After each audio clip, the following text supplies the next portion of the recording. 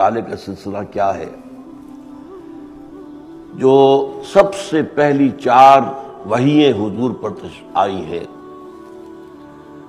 اور ان میں سے ہر ایک کے ساتھ کچھ آیات جو بعد میں آئی ہیں ان کو جوڑ کر سورتوں کی شکل دی گئی، ہم ان کا سلسلے وار مطالعہ کر رہے ہیں۔ سب سے پہلی وحی سورۃ العلق کی 5 آیات، باقی آیات جو ہیں وہ بعد میں آئی ہیں اور پھر ان میں جمع کر دی۔ یہ سب حضور کے حکم سے ہوا ہے، یہ ایسے ہی نہیں ہے، کسی کا اجتہادی معاملہ نہیں ہے، کوئی الل ٹپ نہیں ہے، بلکہ یہ سب کچھ حضور کے فرمانے سے ہوتا تھا کہ جب کوئی آیتیں نئی نازل ہوئی ان کو فلاں صورت میں فلاں آیت کے آگے رکھ لو، اس طریقے سے آپ گویا کہ ترتیب فرماتے جاتے تھے۔ حضور پر دوسری وحی سورہ نون یا سورہ قلم کی 7 آیتیں، اور اس کے بعد جو ہے کافی طویل صورت ہے وہ، پھر اس کے اندر دوسرے حصے جمع ہو گئے بعد میں۔ تیسری سورہ مزمل کی 7 یا 9 آیتیں، اور اس کے بعد جو ہے اور آیتیں جمع ہوئی، اور چوتھی وحی سورہ مدثر کی 7 آیتیں، 5ویں وحی سورہ فاتحہ، یہ گویا کہ یہ بھی 7 آیتیں ہیں، تو 5ویں وحی جو ہے 7 آیات پر مشتمل وہ پہلی مکمل صورت ہے جو حضور پر نازل ہوئی۔ اس سے پہلے یہ آیات نازل ہوتی رہی۔ پھر میں ایک اور بات آپ کو بتا چکا ہوں کہ ان چاروں صورتوں میں 3 حصے ہیں، 3 مضامین ہیں۔ اوپر تو وہ آیات ہیں جو خاص حضور سے متعلق ہیں، حضور سے خطاب کر کے کہی گئی۔ پھر ایک مضمون ان میں جو مشترک ہے وہ تدریجاً آخرت کا تصور ڈیولپ کیا گیا ہے، فلسفہ آخرت، کلا ان الانسان لیطغی ان رآہ استغنی ان الی ربک الرجعی۔ اور تیسرا مضمون ہے جو حضور کے مخالفین تھے ان کا تذکرہ ہے، ان میں سے 3 نمایاں کرداروں کو لیا گیا ہے۔ اب یہاں آپ جان لیجئے پہلی بات تو یہ کہ حضور پر جب وحی کا آغاز ہوا اور جب آپ نے اپنی نبوت کا اعلان کیا تو جو مخالفت ہوئی ہے وہ 3 برس تک، اس مخالفت کے بارے میں 2 باتیں نوٹ کر لیجئے۔ وہ مخالفت ذاتی طور پر، شخصی طور پر حضور کی تھی۔ ابھی ایمان لانے والے چند تھے، ان کی لوگوں کو زیادہ پرواہ نہیں تھی، انہیں یہ توقع ہی نہیں تھی کہ یہ جو ہے کوئی بڑی شے بن جائے گی اور بڑی تحریک بن جائے گی اور ہمارے لیے وہ بہت خطرے کا باعث ہو جائے گی، ہمارے مفادات کے لیے، ہمارے اقتدار کے لیے۔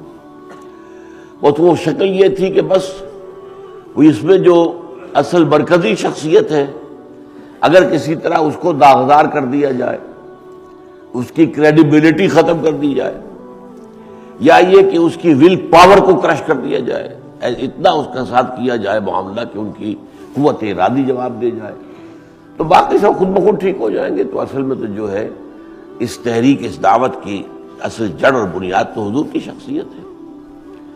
دوسری بات یہ کہ اس میں بھی ابتدائی 3 سالوں میں محسوس ہوتا ہے کہ کوئی فزیکل پرسیکیوشن نہیں ہوئی، کوئی مار دھاڑ، کوئی جو ہے اسالٹ، فزیکل اسالٹ وہ نہیں ہوئی ہے۔ تو یہ 3 سال کی بات ہے۔ 4تھے سال سے چونکہ اب اس بات ایسی پیدا ہو گئی کہ انہیں محسوس ہوا کہ یہ تو ہم اسے مشت غبار سمجھے تھے، یہ تو آندھی بن گئی ہے، اور اب خاص طور پر یہ کہ ہمارا نوجوان طبقہ ان کی طرف متوجہ ہو گیا ہے، ہمارے نوجوان ایماندار ہیں، ان کے ساتھ شامل ہو رہے ہیں۔ اس سے بھی زیادہ خطرناک بات یہ کہ ہمارے غلام شامل ہو رہے ہیں ان کے ساتھ۔ یہ تو یوں سمجھیے کہ کوئی جو ہے بارود کا ذخیرہ ہو اور یہ اس میں چنگاری ڈالنے والی بات ہے۔ غلام جو ہے دبے ہوئے تھے، پسے ہوئے تھے، مقہور تھے، مظلوم تھے، تو ابھی تو خیر وہ چپ تھے، ایک روایت دنیا کی چلی آ رہی تھی، انہوں نے بھی اس کو قبول کیا ہوا تھا۔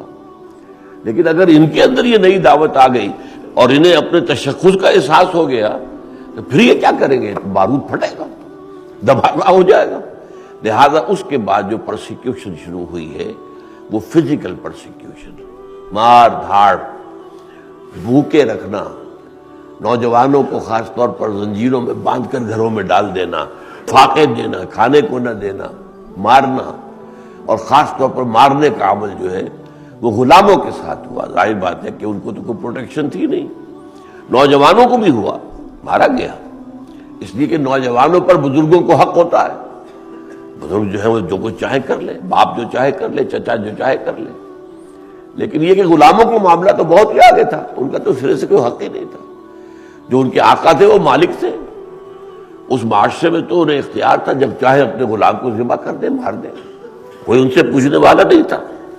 جیسے آپ کی کوئی بکری ہے، آپ جب چاہیں ذبح کریں اور اس کا گوشت جو ہے پکا کے کھائیں، کوئی آپ سے پوچھے گا یہ کیا کیا تم نے؟ تو اسی طرح کا معاملہ غلاموں کا تھا، ملکیت تھے، جیسے بکری ملکیت ہے ویسے وہ بھی ملکیت تھی۔ تو یہ تدریجاً ہوا ہے معاملہ ایذا کا، اور جس کو پرسیکیوشن کہتے ہیں، ابتلا کہتے ہیں، ٹارچر کہتے ہیں، اس کا معاملہ ہوا ہے۔ تو ابتدا میں جو ہے وہ صرف شخصی پرسیکیوشن حضور کی، وہ بھی زبانی کلامی۔ البتہ یہ ہے کہ پھر اس کے اندر کردار تین رفتہ رفتہ نمایاں ہوئے ہیں، ان میں سے ایک ایک کا یہاں پر قرآن میں ذکر کیا گیا ہے۔ ان میں کچھ لوگ تھے جو بدترین لوگ تھے، ہر خیر سے خالی، انسانیت سے بھی عاری، انسانی جوہر سے بھی محروم، نہ اخلاق، نہ جرت، نہ شجاعت۔ ان کا جو نمائندہ کردار ہے، چونکہ یہ بدترین کردار تھا، اس کردار کا نمائندہ ہے ابو لہب، بدترین انسان۔ یہی وجہ ہے کہ قرآن مجید میں صرف وہی شخص ہے جس کا نام لے کر جو ہے وہ اس کی مذمت کی گئی ہے، زجر و توبیخ کی گئی ہے، اور یہ کہ اس پر پوری سورت نازل ہوئی ہے۔ تبت یدا ابی لہب وتب ما اغنی عنہ مالہ وما کسب سیصلی نارا ذات لہب وامرأتہ حمالۃ الحطب فی جیدہا حبل من مسد۔ ایک دوسرا کردار تھا جو مخالفت میں تو شدید تھا، لیکن دنات اور کمینگی اس میں نہیں تھی، شجاعت بھی تھی، سخاوت بھی تھی، یعنی جو ان کے معاشرے کے اندر جو اچھے اوصاف تھے، جن کی بنا پر لوگوں کی تعریف کی جاتی تھی، وہ ان میں موجود تھے، لیکن یہ کہ وہ ایمان نہیں لائے، مخالفت میں شدید ہوئے۔ لیکن ان کی مخالفت بھی کھلم کھلا تھی، سامنے سے وار کرنا، پیچھے سے نہیں۔ ایک گھٹیا کردار ہوتا ہے جو پیچھے سے وار کرتا ہے، لیکن یہ لوگ جو تھے اس اعتبار سے ان کا کردار جو ہے بڑا مختلف تھا۔ اس کی دو شخصیتیں تھیں نمایاں اس وقت، قرآن میں جس کا ذکر ہے وہ ہے ابو جہل۔ ابو جہل جو ہے وہ بہادر انسان تھا، اور وہ جو کچھ وہ اس کے دل میں ہوتا تھا سامنے کہتا تھا، اور وہ مقابلہ کرتا تھا، سخی بھی تھا، یعنی یہ اوصاف سارے اس میں موجود تھے، لیکن یہ کہ وہ سخت ترین مخالف تھا نبی اکرم صلی اللہ علیہ وسلم کا، اور خاص طور پر یہ کہ اس میں عصبیت جاہلیت بہت تھی۔ وہ یہ سمجھتا تھا کہ محمد نے آ کر ہمارے اندر تقسیم پیدا کر دی، ہمارا اتحاد ختم کر دیا، قریش کا قبیلہ تقسیم ہو گیا ہے، بیٹا ایمان لے آیا، باپ کافر ہے، ہو گئی تبدیلی، ہو گیا تفریق، شوہر ایمان لے آیا، بیوی کافر ہے، یا بیوی ایمان لے آئی، شوہر کافر ہے، تو گویا گھر گھر ایک جو ہے جنگ چھیڑ دی۔ جب ایک قبیلہ آپس کے اندر اس شکل میں مبتلا ہو جائے گا تو دشمنوں سے لڑنے کی طاقت کہاں رہے گی؟ یہ تو آپ کو معلوم ہے قبائلی وہ معاشرہ تھا، اور قبائلی معاشرے میں تو ہر وقت جو ہے مسابقت اور مقابلہ رہتا تھا۔ اب اس میں یہ کہ جس کو آپ انگریزی میں کہتے ہیں a house divided amongst it self, ایک گھر جو خود اندر سے منقسم ہو، اب وہ کیا کھڑا ہوگا، کیا ریزسٹنس کر سکے گا؟ تو اس کو سب سے زیادہ یہ بات تھی کہ محمد نے آ کے ہمیں پھاڑ دیا، تقسیم کر دیا، ہمارے گھر گھر میں جو ہے انہوں نے لڑائی اور اختلاف پیدا کر دیا ہے۔ تو یہ حمیت جاہلی، ہمارا جو قبیلہ قریش، اس کا جو زور اور اس کا جو روب اور اس کا جو بھی ایک حیثیت ہے عرب کے اندر، وہ ختم ہو رہی ہے۔ لیکن یہ کہ یہ کھلم کھلا، اور جیسا کہ میں نے عرض کیا باقی دوسرے اوصاف جو ہیں جو وہاں پر بڑے سمجھے جاتے تھے کہ اچھے ہیں، جن کی بنا پر کسی شخص کی عزت کی جاتی تھی، وہ کہ جو بہادر ہو، حملہ کرے تو سامنے سے کرے، اور وہ یہ کہ وہ اپنے دین میں سچا ہو، اس کے لیے قربانی دینے کے بھی تیار ہو۔ اس کا کردار ہے ابو جہل کا۔ یہ ان آیات میں جو میں نے آج پڑھی ہے، جو تیسرا حصہ ہے سورہ علق کا، اس میں ابو جہل کا کردار ہے۔ ایک کردار اور تھا وہاں، اور اس کو چونکہ بہت نمایاں کیا گیا ہے۔ وہ لوگ تھے کہ جو دل سے سمجھ چکے تھے کہ محمد کی دعوت صحیح ہے، یہ حق ہے، لیکن اپنے مفادات کی وجہ سے، اپنی چودراہٹ کی وجہ سے، اپنے اس معاشرے کے اندر حیثیت کی وجہ سے، اور وہ اپنی دوستیوں اور رشتہ داریوں کی وجہ سے وہ اپنے معاشرے کو چھوڑ کر حضور کے ساتھ آنے کو تیار نہیں تھے۔ ان کی پوزیشن کیا ہوتی تھی؟ وہ سمجھیے جو منافقین کی پوزیشن بعد میں مدینے میں ہوئی، یہ اس کے برعکس تھے۔ منافقین ایمان تو لے آئے لیکن دل سے ایمان نہیں لائے تھے، لہذا جب جو ابتلا کا وقت آتا تھا تو پیچھے ہٹ جاتے تھے۔ اب جنگ کا وقت آیا، نکلو، پیچھے ہٹ گئے۔ انفاق کا وقت ہے، آؤ اور اللہ کی راہ میں خرچ کرو، ضرورت ہے، پیچھے ہٹ گئے۔ تو یہ منافقین۔ اسی طرح کا برعکس کر لیجئے کہ یہ وہ لوگ تھے یہاں پر کہ جو دل سے قائل ہو چکے تھے کہ بات صحیح ہے، لیکن وہ جو بیڑیاں پاؤں میں پڑی ہوئی تھیں اپنے معاشرے کی وجہ سے، اپنے قبیلے کی وجہ سے، اپنی دوستیوں کی وجہ سے، اپنے تعلقات کی وجہ سے، یا اپنی سیادت اور قیادت کی وجہ سے، وہ جو ہے اس کی بنا پر ان کا مقصد کیا تھا؟ بھائی کوئی ایسی بات ہو جائے کہ کوئی لے دے کر معاملہ کر لیا جائے، کچھ بات محمد کی مان لیں، کچھ محمد ہماری مان لیں، تاکہ مصالحت ہو جائے۔ یہ لڑائی جھگڑا اور یہ دنگا فساد تو جیسا کہ میں نے کہا ہمارے لیے ایک طرح سے زہر ہے، ہمارے لیے تو خودکشی بن جائے گا۔ تو کوئی بیچ کی راہ نکال لے، کچھ محمد ہم سے منوا لے، کچھ ہماری بات مانے۔ یہ تو خیر ہو نہیں سکتا کہ 100% محمد کی بات ہم مان لیں صلی اللہ علیہ وسلم، لیکن یہ بھی بات ہے کہ ہماری ساری بات محمد ماننے والے نہیں ہیں صلی اللہ علیہ وسلم۔ تو اب یہی ہے کہ کوئی لے دے کر معاملہ بیچ کا ہو جائے۔ اس کا کردار تھا اصل میں ولید بن مغیرہ کا۔ ولید بن مغیرہ جو ہے اس کا پھر بعد میں ذکر آئے گا، جو اگلی صورت ہے، جو سورہ نون یا سورہ قلم کہلاتی ہے، اس میں جو کردار ہے وہ ولید بن مغیرہ کا ہے۔ اچھا، یہاں جو کردار میں نے کہا کہ درمیان میں کا جو ہے کردار، جو بہادر ہوں، شجاع ہوں، کھل کر بات کریں، سامنے سے مقابلہ کریں، سامنے، اور اپنے جو بھی ان کے نزدیک ان کا دین تھا اور ان کے عقائد تھا اس کے لیے جان دینے کو بھی تیار ہو۔ یہ نہیں کہ وقت آئے تو بزدل ہو، پیچھے ہٹ جائے، جیسے کہ ابو لہب کا معاملہ تھا، بزدل تھا، وہ غزوہ بدر میں نہیں جا سکا۔ اس نے اپنی جگہ پر 2 کرائے کے آدمی بھیج دیے، مرسنریز، انہیں پیسے دیے، بھائی میری جگہ تم چلے جاؤ۔ اس کے اندر یہ ہمت نہیں تھی کہ وہ جا کر میدان جنگ میں موجود ہو۔ ابو جہل میدان میں گیا ہے، وہاں اس نے اپنی گردن بھی کٹوائی ہے، کوئی ہم نے کہا ٹھیک ہے، اور اس نے اپنے باطل دین کے لیے، غلط عقائد کے لیے جان دی ہے۔ بلکہ جب اس کی گردن کاٹی جا رہی تھی تو اس نے کہا تھا ذرا نیچے سے کر کے کاٹنا، تاکہ جب اسے نیزے پر رکھو گے میرے سر کو اور اونچا کرو گے تو اور اونچا نظر آئے، یہ معلوم ہو واقعی سردار کی گردن ہے۔ یہ اس نوعیت کا آدمی تھا۔ اچھا، ایک دوسرا کردار اسی نوعیت کا تھا جو پھر ایمان لے آیا، لیکن باقی اعتبارات سے یہی سارے اوصاف اس میں بھی تھے۔ شجاعت، مردانگی، جو بات کہنا اس پر عمل کرنا، حملہ کرنا تو سامنے سے کرنا، پیچھے سے نہیں، بزدلی نہ دکھانا، اور اس میں اور جو ہے سخاوت بھی، یہ سارے کردار موجود تھے۔ اور یہ کہ وہ جو ایک میں نے بتایا کہ جو سب سے بڑا الزام تھا ابو جہل کا، وہ ان کی طرف سے بھی تھا۔ یہ میں ذکر کر رہا ہوں حضرت عمر کا رضی اللہ تعالیٰ عنہ۔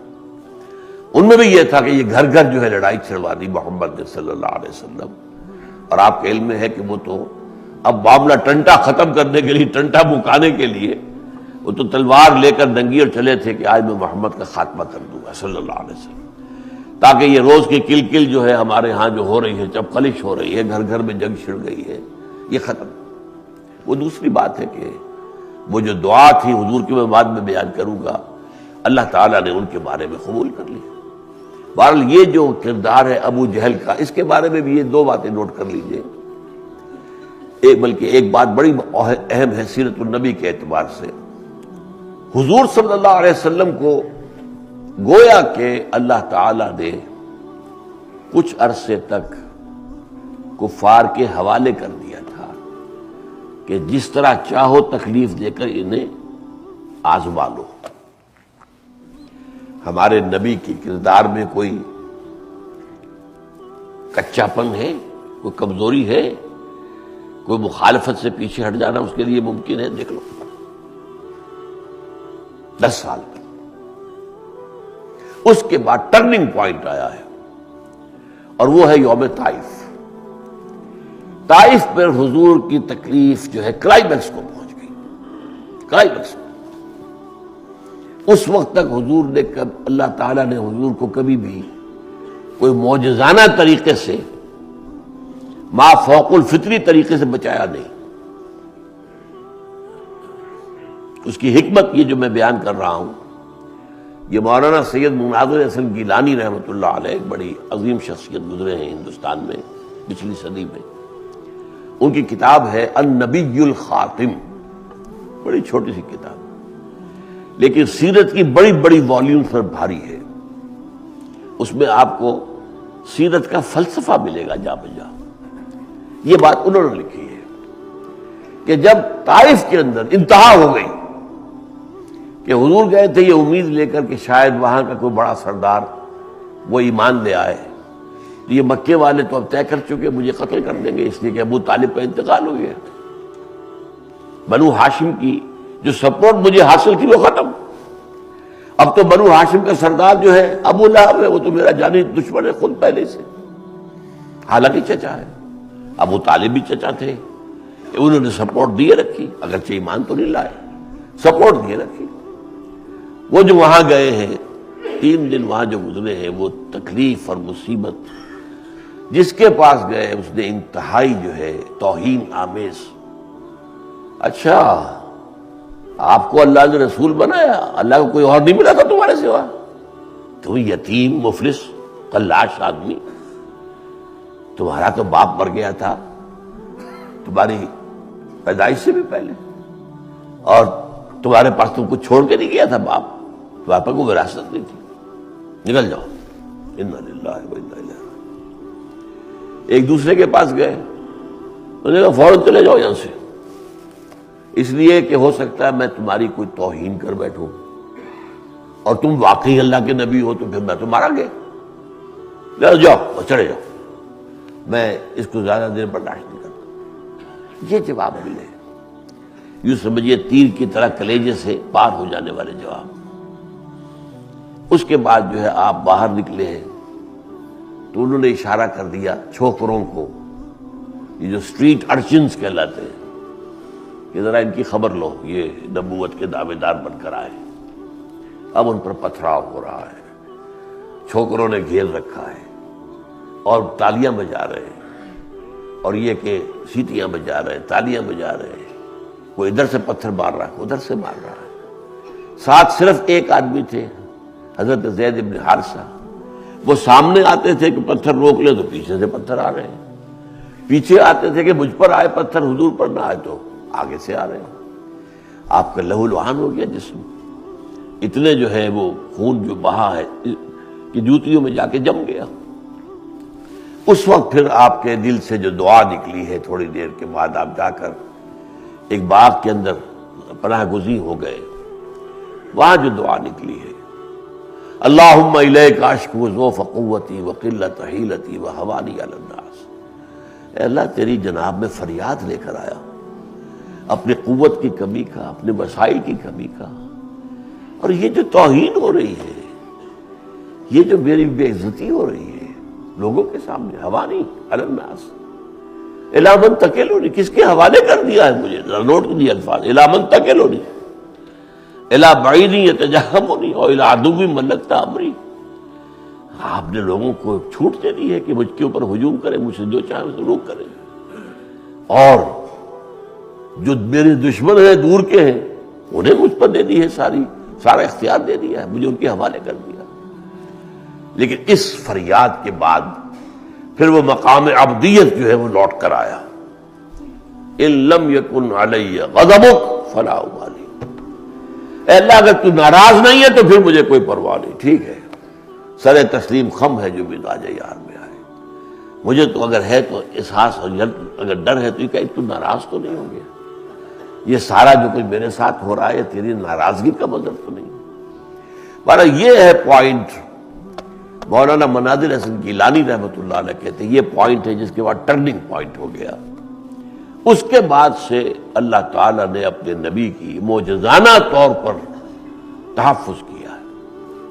چنانچہ آپ کو معلوم ہے کہ جس رات آپ نکلے ہیں گھر سے رات کو مدینے کے لیے جانے کے لیے، ہجرت کے لیے، تو پہرا تھا چاروں طرف گھر کے، کسی کو آپ نظر ہی نہیں آئے. صبح کو جا کر انہوں نے گھر کے اندر بستر کی چادر اٹھائی تو حضرت علی سو رہے تھے، حضور تو نکل گئے تھے. اسی طرح غار ثور کے اندر جبکہ کفار عین اس کے دہانے پر پہنچ چکے تھے، اور جو کھوجی تھا وہ لے آیا تھا کہ میرا فن بتاتا یہی ہے محمد. تمہارا دماغ خراب ہوا ہے، اس غار کے اندر ہو سکتا ہے کوئی؟ اس کے اوپر تو جو ہے مکڑی کا جالا تنا ہوا ہے، کوئی اندر جاتا تو جالا ٹوٹ نہ جاتا. اور یہاں تو ایک کبوتری نے انڈے دے رکھے ہیں، کوئی یہاں داخل ہوتا تو کبوترے کے انڈے ٹوٹ نہ جاتے. تمہارا دماغ خراب ہوا، بس واپس رہے. تو اللہ تعالیٰ نے اس طریقے سے اپنے نبی کو، حالانکہ اندر حضرت ابو بکر ساتھ تھے اور وہ یہ کہہ رہے تھے کہ اے رسول اللہ صلی اللہ علیہ وسلم اگر انہوں نے اپنے قدموں کی طرف بھی نگاہ ڈال دی تو ہم نظر آ جائیں گے، پکڑے جائیں گے. اور حضور فرما رہے تھے لا تحزن ان اللہ معنا، گھبراؤ نہیں، اللہ ہمارے ساتھ ہے. اس غار کے اندر جو کہیں ایسے تھے، کہیں کوئی معلوم ہوتا کہ یہ بل ہے، کسی کا سانپ کا بھی ہو سکتا ہے، یہ بچھو کا بھی ہو سکتا ہے. ایک بل کے اوپر حضرت ابو بکر نے اپنی ایڑی لگا دی تھی تاکہ یہاں سے کوئی جانور مل نکلے تو مجھے کاٹے. وہاں کاٹا ہے کسی نے، شدید درد ہوا ہے اور اس سے آنسو نکل کے حضور پر، حضور جو ہے حضرت ابو بکر کی ران کے اوپر سر رکھ کر آرام کر رہے تھے، تو چہرے پر آپ کے حضور کے چہرے پر آنسو گرے. لیکن ضبط کیا رکھا ہے، وہاں سے ایڑی نہیں ہٹائی ہے حضرت ابو بکر رضی اللہ تعالیٰ عنہ. تو بہرحال میں نے بتایا آپ کو کہ یہ ٹرننگ پوائنٹ ہے. معلوم ایسا ہوتا ہے کہ دو مواقع پر اس ٹرننگ پوائنٹ سے پہلے، یعنی سن 10 نبوی، ابھی ہجری تو شروع ہی نہیں ہوا، سن ہجری تو شروع ہوگا ابھی اور 3 سال بعد، اس سے 2 مرتبہ پہلے ابو جہل نے اسالٹ کیا ہے حضور پر. وہ مار دھاڑ نہیں کی، لیکن یہ کیا ہے کہ حضور خانہ کعبہ کے سامنے کھڑے نماز پڑھ رہے ہیں. آیا، اس نے اپنی جو چادر تھی اس کو بٹ دے کر رسی کی شکل دی اور گلے کے اندر پھندا ڈالا اور اس کو کھینچا دونوں سروں کو کہ حضور کی آنکھیں ابل پڑی. خبر ہوئی، حضرت فاطمہ بھاگی ہوئی دوڑی ہوئی آئی، چھوٹی بچی، میرے والد کے ساتھ کیا ہو رہا ہے. بہرحال اس سے آگے معاملہ نہیں، یہ ضرور کیا اس نے. ایک اور مرتبہ یہ کیا کہ حضور نماز پڑھ رہے تھے خانہ کعبہ کے سامنے، جب سجدے میں گئے ہیں تو اس نے کہا اپنے ایک حواریین سے، اس کی جو ہے مجلس بڑی جمی ہوئی ہوتی تھی ہمیشہ، اور اسی پر وہ فخر کرتا تھا کہ میری بیٹھک، یا آپ کو معلوم ہے کہ پٹھانوں میں حجرہ کہلاتا ہے، جو جتنا بڑا آدمی ہوتا ہے زمیندار اتنا بڑا حجرہ ہوتا ہے، اتنے ہی وہاں لوگ آئے ہوئے ہوتے ہیں. اسی طریقے سے کوئی لفظ جو ہے وہ سندھیوں کے اندر بھی ہے، وہاں بھی ان کا ایک ایسی جگہ ہوتی ہے بڑے لوگوں کی، اوطاق، وہ اوطاق کہتے ہیں. تو وہاں پر جو ہے لوگ آ کر بیٹھتے ہیں، وہاں پر کوئی قہوہ وغیرہ چائے یہ چلتا رہتا ہے. تو بڑے سردار کی نشانی یہ کہ جس کی سب سے زیادہ بھری محفل کا ہے اتنا ہی بڑا وہ سردار. تو اس کی محفل جو تھی، اس نے ایک کو کہا کہ دیکھنا جانا، وہ فلاں جگہ پر ایک اونٹ ذبح ہوا تھا، اس کی اوجڑی اٹھا کے لاؤ، اور اب جب یہ محمد سجدے میں جائے وہ اوجڑی ان کی گردن پہ رکھ دینا. وہ گیا، جا کر لایا اوجڑی، بھری ہوئی اوجڑی اونٹ کی، اور لا کر جب حضور سجدے میں گئے آپ گردن پر رکھ دی، گردن اور شانے پر. اب اس کا وزن اتنا تھا کہ حضور گردن نہیں اٹھا پا رہے. پھر روایت میں یہ آتا کہ حضرت فاطمہ کو اطلاع کہیں ہو گئی، وہ آئی ہے، انہوں نے روتے ہوئے انہوں نے وہ اوجری جو ہے وہ ہٹائی ہے وہاں سے. تو یہاں پر یہ کہ میں دیکھ رہا ہوں کہ کوئی رکاوٹ اللہ کی طرف سے نہیں آئی. لیکن تیسری مرتبہ کا واقعہ وہ ہے جو یہاں بیان ہو رہا ہے. اس میں یہ ہے کہ ابو جہل نے دیکھا کہ حضور نماز پڑھ رہے ہیں اور وہ بڑی مردانگی سے اٹھا اپنی محفل میں سے، میں آج تو اس کا خاتمہ ہی کرتا ہوں، معاملہ ختم کر دوں. اکڑتا ہوا گیا اور اس کے بعد اچانک پیچھے ہٹا ڈر کر، خوف سے. لوگوں نے کہا کیا ہوا؟ اس نے کہا کہ میں نے دیکھا میرے اور محمد کے درمیان ایک کھائی ہے اور اس کے اندر آگ ہے اور اس میں کوئی ایسے ہیں مخلوق، پروں والی مخلوق ہے اور وہ مجھ پر جھپٹ پڑنے کو تیار ہے. تو میں بھاگ گیا. یہ واقعہ ہے جس کا ذکر یہاں پر ہے. میں سمجھتا ہوں یہ تیسرا واقعہ اس دور کا ہے جبکہ حضور کو اللہ تعالیٰ کی طرف سے خصوصی پروٹیکشن حاصل ہو چکی تھی. یہ ہے. البتہ یہاں ان آیات میں سمجھنے کی بات جو ہے وہ یہ ہے کہ جو انداز ہے جو اللہ تعالیٰ نے اختیار کیا ہے، میں نے اسی لیے آپ کو وہ سورہ لہب جو ہے پڑھ کر سنائی کہ وہاں تو مذمت کی انتہا ہے نا. یہاں پر معاملہ ذرا بیچ بیچ کا ہے، وہ میں بھی بات میں واضح کروں گا. ارأیت الذی ینہا، کیا تم نے دیکھا اس شخص کو جو روک رہا ہے؟ کس کو روک رہا ہے؟ عبدن، ہمارے ایک بندے کو، صلی اللہ علیہ وسلم. یہ نوٹ کیجئے، کئی دفعہ میں نے کہا ہے قرآن مجید میں ویسے تو حضور کی دو نسبتیں ہیں، آپ عبد ہیں، آپ رسول ہیں. اور آپ کو معلوم ہے جو ہمارا کلمہ شہادت اس میں عبدیت مقدم ہے، وَنَشْهَدُ أَنَّ مُحَمَّدًا عَبْدُهُ وَرَسُولُهُ. اچھا، عام طور پر خیال کیا ہے رسالت عبدیت سے اونچی ہے، لیکن قرآن مجید میں جہاں حضور پر خصوصی شفقت کا ذکر آتا ہے اللہ کا، وہاں عبد کا لفظ آتا ہے. سبحان الذی اسری بعبدہ لیلا من المسجد الحرام الى المسجد الاقصی. بڑی بابرکت ہے وہ ذات جو اپنے بندے کو لے گئی راتوں رات مسجد حرام سے مسجد اقصی سے. الحمدللہ الذی انزل علی عبدہ الکتاب ولم یجعل لہ عوجا. کل تعریف اس اللہ کے لیے جس نے اپنے بندے پر کتاب نازل کی اور اس میں کوئی کجی نہیں رکھی. تبارک الذی نزل الفرقان علی عبدہ لیکون للعالمین نذیرا. بڑی بابرکت ہے وہ ذات جس نے اپنے بندے پر فرقان نازل فرمایا تاکہ تمام جہان والوں کو خبردار کرنے والے بن جائیں. تو یہاں وہ لفظ عبد آ رہا ہے. ارأیت الذی ینہا عبدا اذا صلی، روک رہا ہے ایک ہمارے بندے کو صلی اللہ علیہ وسلم جبکہ وہ نماز پڑھ رہا ہے. ارأیت ان کان علی الہدی، کیا تم نے دیکھا سوچا اگر وہ بندہ یا اگر وہ شخص ہدایت پر ہوتا، او امر بالتقوی، یا نیکی کا حکم دینے والا ہوتا، نیکی کا حکم دیتا. عام طور پر یہ سمجھا گیا ہے کہ یہاں پر ضمیر جو ہے وہ حضور کی طرف ہے. کیا اس نے سوچا نہیں؟ شاید یعنی اس کو سمجھنے میں غلطی ہو رہی ہو، شاید واقعتاً محمد حق پر ہو، میں غلط سمجھ رہا ہوں، لیکن ہو سکتا ہے نا کہ یہ حق پر ہو میں غلط ہوں. اور یہ کہ اگر وہ ابو جہل یہاں پہ گویا کہ اگر وہ ہوتا حق کی دعوت دینے والا تو کیسا ہوتا، کتنا اچھا ہوتا، کتنا اونچا کردار ہوتا. لیکن یہاں پر وہ سمجھا گیا حضور کے بارے میں سمجھیں گے تو کیا اسے یہ گمان نہیں ہے کہ حضور ہو سکتا ہے حق پر حضور ہو اور وہ تو نیکی اور تقوی کا حکم دے رہے.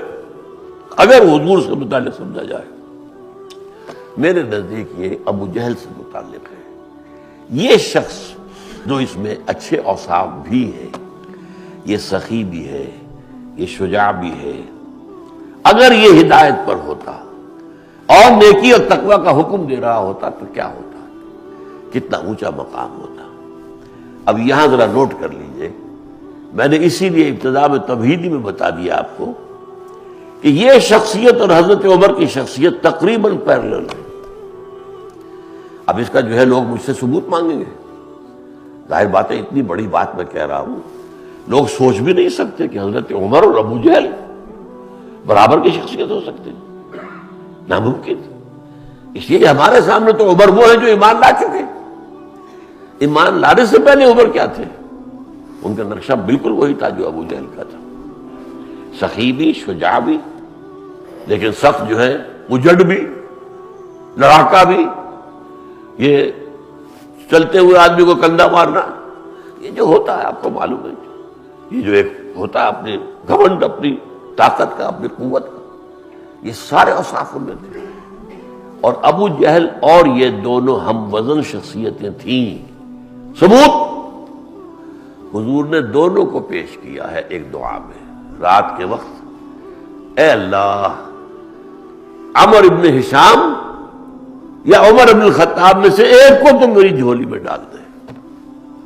یہ حدیث ثابت ہے، صحیح ہے کہ اللہ تعالیٰ ان دو میں سے ایک کو اگر وہ ایمان لے آئے اور میری جھولی میں آ جائے تو اسلام کو تقویت حاصل ہو جائے گی۔ اب یہ دعا اللہ نے ابو عمر کے حق میں قبول کر لیا، ابو جہل رہ گیا، یہ اللہ کی بات ہے۔ چنانچہ وہ جو میں واقعہ آپ کو سنا رہا تھا، کس بات پر ایمان لائے؟ تلوار لے کر نکلے تھے ختم کرنے کے لیے، لیکن یہ کہ راستے میں مل گئے حضرت حذیفہ، انہوں نے کہا کہاں چلے عمر؟ کہ آج یہ محمد کا میں قصہ تمام کر کے آؤں گا صلی اللہ علیہ وسلم۔ کہنے لگے تم محمد کا قصہ پاک کرو گے؟ تمہاری بہن اور بہنوئی ایمان لا چکے، پہلے ان کی تو خبر لو۔ اس لیے کہ حضرت فاطمہ بنت خطاب حضرت عمر کی ہمشیرہ ایمان لا چکی تھی، ان کے شوہر سعید ابن زید ایمان لا چکے تھے، اور وہ تو عشرہ مبشرہ میں سے سعید ابن زید، اس لیے کہ ان کے والد جو تھے زید وہ اصل میں صدیقین میں شمار ہوتے، اگر زندہ رہتے ایمان لے آتے، حضرت ابو بکر کے مساوی شخصیت تھی وہ، لیکن حضور پر نبوت کی آمد سے پہلے انتقال ہو گیا، ورنہ وہ کبھی انہوں نے شرک نہیں کیا تھا اپنی زندگی میں، اور سخی انسان تھے اور بہت اچھے عمدہ اعلیٰ اخلاق کے آدمی تھے۔ اور وہ جو ہے خانہ کعبہ کے پردے پکڑ پکڑ کر کہتے تھے، زید ابن عمر ابن نفیل خانہ کعبہ کے کپڑے پکڑ کر کہتے تھے، اے اللہ میں تیری بندگی کرنا چاہتا ہوں، صرف کیسے کروں مجھے پتہ نہیں۔ اب ظاہر بات ہے کہ اگر حضور کی نبوت کا ظہور ہو چکا ہوتا ان کی زندگی میں تو فوراً ایمان نہیں لاتے، جیسے ابو بکر ایمان لائے، تو ان کے بیٹے ہیں سعید ابن زید، اب وہ ایمان لائے ہوئے۔ حضرت عمر وہاں پہنچے، دروازہ کنڈی لگی ہوئی تھی، کھٹکھٹایا، کون؟ عمر۔ اب یہ دونوں جو ہیں اس وقت کیا کر رہے تھے یہ بھی سن لیجیے، اس لیے کہ وہاں کیا طریقہ تھا تبلیغ کا۔ حضور کے پاس کچھ نوجوان جو گھروں سے نکال دیے گئے، وہ حضور کے پاس رہتے تھے ہمہ وقت، اب وہ ہمہ وقت کارکن ہو گئے، ان کا کوئی اور کام تو رہا نہیں، تو وہ جو ہے انہی میں سے جو ہے کئی نوجوان مصعب بن عمیر انہی میں سے تھے، اور خباب بن الارت رضی اللہ عنہ یہ بھی انہی میں سے تھے۔ تو سورہ طٰہٰ کی آیات نازل ہوئی تھی، اور وہ پڑھانے گئے تھے وہاں پر، یہ طریقہ یہی تھا، اور تو کوئی نہیں تھا۔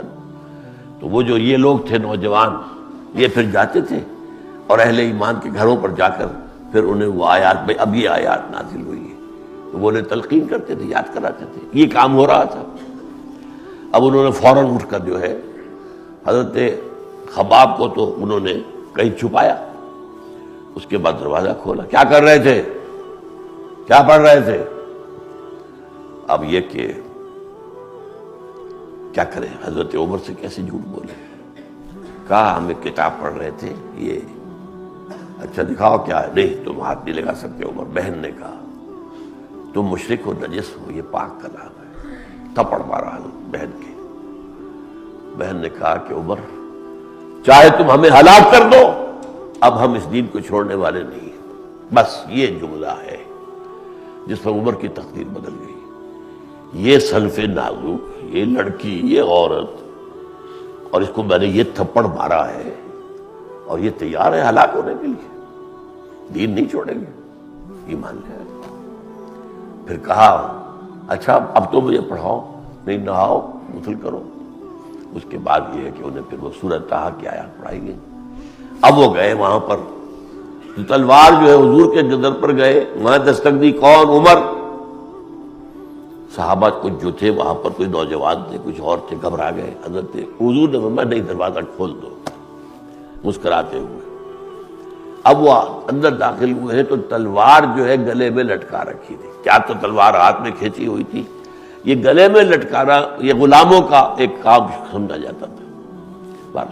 تو میں یہ عرض کر رہا ہوں کہ یہ دونوں شخصیتیں مساوی، اور اسی لیے حضور نے دونوں کو پیش کر دیا کہ اللہ، اس کا ابو جہل کا نام عمرو تھا، عمرو بن ہشام، اس کے باپ کا نام ہشام. یہ نام ابو جہل سے کیوں مشہور ہے؟ اس کی کنیت ابو جہل کیوں بن گئی؟ جہالت کا باپ. اچھا، جہالت کا لفظ جو ہے ہماری زبان میں کسی اور معنی میں، ان پڑھ کے معنی میں. عربی میں جہالت وہ ہوتا ہے جو مشتعل مزاج ہو، جہل. چنانچہ عمرو بن کلثوم کا ایک بڑا پیارا شعر ہے، بہت عمدہ. الا لا یجہلن احد علینا فنجہل فوق جہل الجاہلین. دیکھنا ہم پر کوئی جہالت نہ اختیار کرے، یعنی ہم پر کوئی جو ہے کوئی حملہ نہ کر دے جہالت کے اندر اور اب جوش میں آ کر. الا لا یجہلن احد علینا فنجہل فوق جہل الجاہلین. پھر ہم تمام جاہلوں سے بڑھ کر جاہل ثابت ہوں گے. یہ گویا کہ ان کا رجیہ کلام تھا. تو جو بھی ایک بہادری اور شجاعت کے لیے وہ لفظ جہل استعمال کرتے تھے، غصے میں آ کر جو فوری طور پر جو ہے آمادہ پیکار ہو جائے. تو ابو جہل اس کا نام تھا. تو اس حوالے سے لیکن یہ کہ اللہ تعالیٰ نے، حضور نے دونوں کو پیش کیا.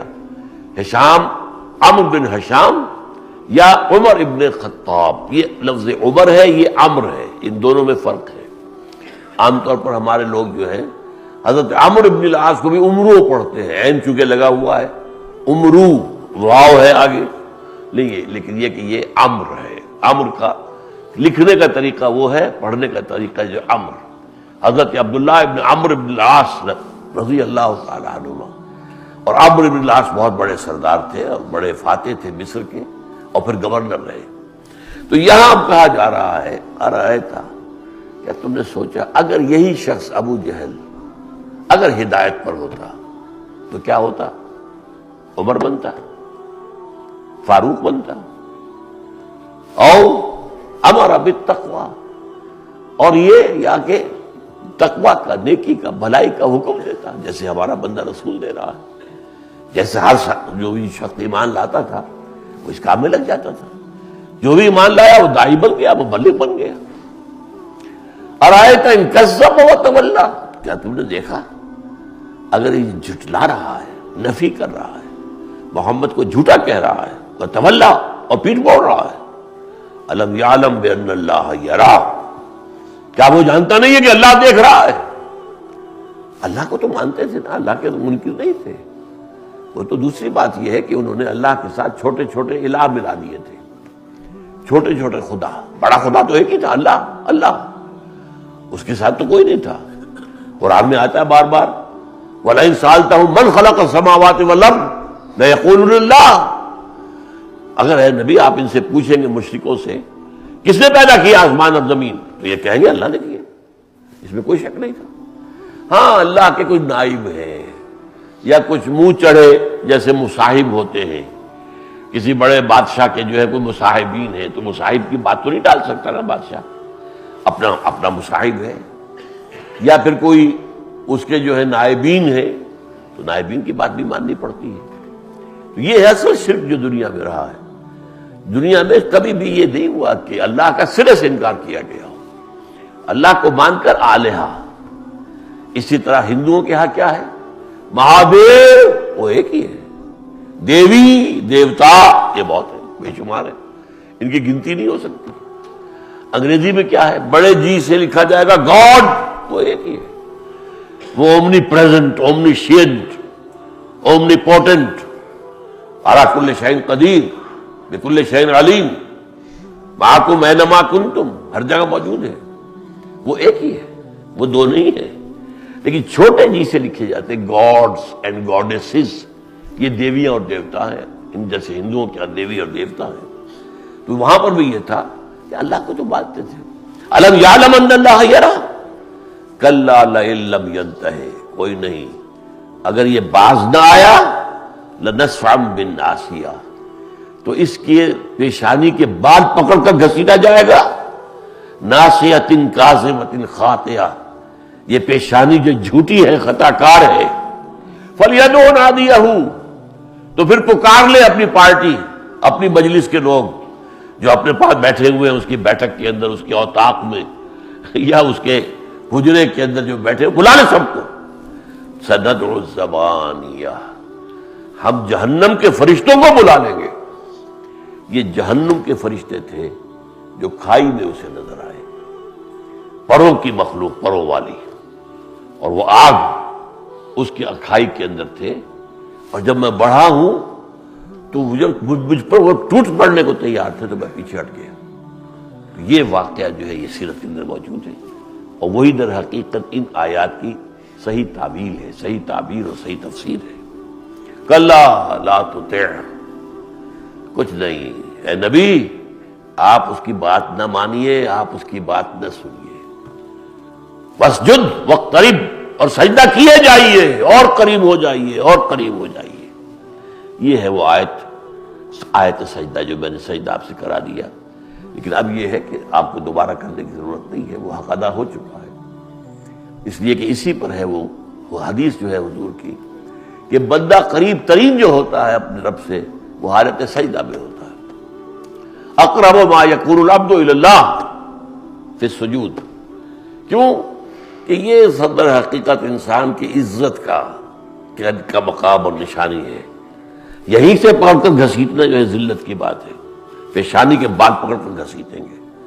لنصفعا بالناصیہ، ناصیۃ کاظمۃ خاطئہ، فلیدع نادیہ، اسے بڑا ناز ہے، میری چوپال میں اور میری اوطاق میں اور میرے حجرے میں بہت لوگ ہوتے ہیں بیٹھے، میں انہیں چائے پلاتا ہوں، میں انہیں یہ کرتا ہوں، میں انہیں کھانا کھلاتا ہوں، تو بلا لے اپنی پارٹی کو اور اپنی مجلس کے لوگوں کو۔ سندع الزبانیہ، ہم جہنم کے فرشتوں کو بلا لیں گے۔